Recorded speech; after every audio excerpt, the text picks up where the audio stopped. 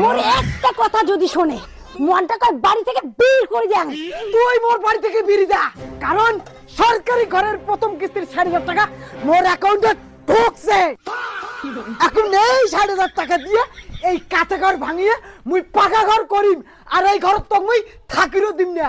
এতদিন তুই মোর কথা শোনাতে শোনাইতে মোর কান পচে ফেলাছিস, এলা মুই তো কথা শোনাতে শোনাইতে তোর কান পচে ফেলাই। আহা কি মজা, কাছে বাতাসে আহা যেটি দেখে এমন ভাব দেখায় মনে হয় এই ৬০০০০ দিয়ে একটা ছাদ দিবে। মুইও দেখি এই ৬০০০০ টাকা দিয়ে কি কি করে। তুই কি পাগল আছিস নাকি? মানুষের সরকারি ঘরে টাকা ঢুকলে মানুষ চুপ করে রয়, আর তুই এটি এসে নাচি নাচছিস। হ্যাঁ না, আমারও ৬০০০০ টাকা করে ঢুকছে, আমার কি তোর নাগাল করে নাচি নাচছি নাকি? নিজে তো নাচির পায় না, মোর নাচ দেখে হিংসে করে। এই কি করলো, মুই নাচির পাং না? এই মিউজিকটা লাগা তো।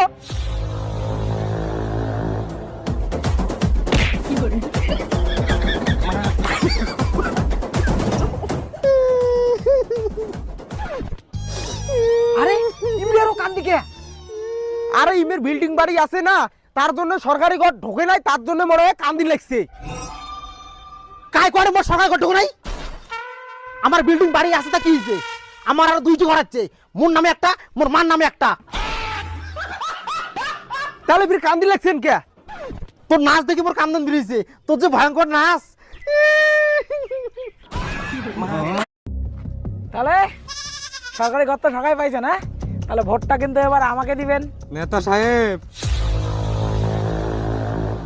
যার ঘর আছে তাই ঘর পাইছে, যার বিল্ডিং ঘর আছে তাই আরো ২টা করে ঘর পাইছে, আর মোর যে ঘর নাই মুই তো ঘর পালুম না। তাইলে কি ভোটটা তোমাক না দিয়ে মুই অন্য পার্টিক দিম? মোর কাবে নাই, মোর অনেক সমস্যা, কোনো পার্টিকে মোর সমস্যার সমাধান কর।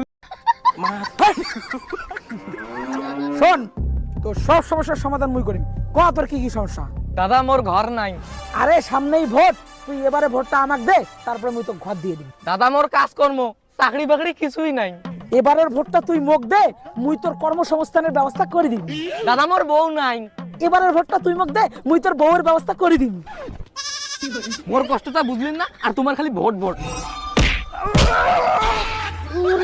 কারো ভরসা করি লাভ নাই, মোর ভিক্ষা করাই ঠিক আছে। নাকটা ফাটা দিল রে।